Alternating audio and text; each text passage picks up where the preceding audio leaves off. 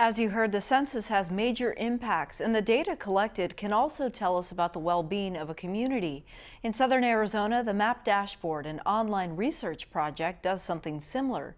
The University of Arizona Eller College of Management launched the project in late 2014.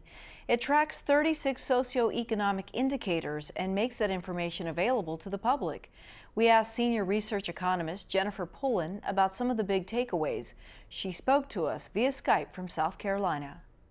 How is it that you're able to collect this information? It seems so frequently.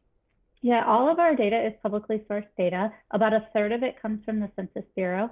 So we update the data annually. It's all annual data. So there's an indicator updating typically every month, or a few indicators updating each month on the MAP dashboard. It launched in 2014, but what sorts of information have you been able to glean about this region, its growth, its deficits? Okay, so Tucson does really well in in several different areas. We have a really high level of patent activity. So this is kind of a measure of the entrepreneurship in our region. We do really well in the percentage of college majors that we have that are in a STEM field, so science, engineering, technology type field. Those individuals that hold their first bachelor's degree, we've had a huge decline in our teen birth rate. We do struggle in some areas, some of our economic indicators like job growth, business establishment or business growth, and we've struggled compared to our peer metropolitan areas as well as the nation.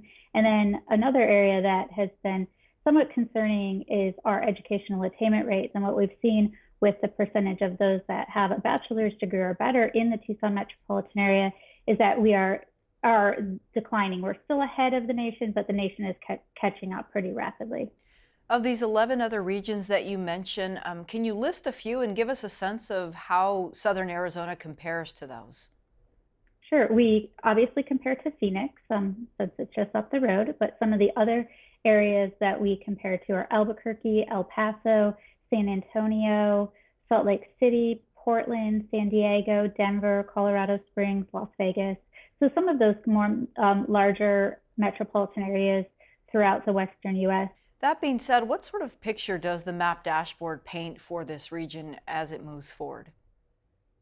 So I think the data has shown that Tucson has been improving, especially since the Great Recession, and many of our economic indicators and our job growth, our GDP, all of that has been increasing and improving. Home prices since the Great Recession occurred. The Great Recession, another thing the map really pointed out for the Tucson region compared to some of the other regions around the western U.S. is just how hard hit the Tucson metropolitan area was by the Great Recession. Some of that has to do with the structure of employment in Tucson, but our home prices, our job growth, we were hit much harder than the nation as a whole, and then also our peer metropolitan areas. So a lot of improvement over the last several years.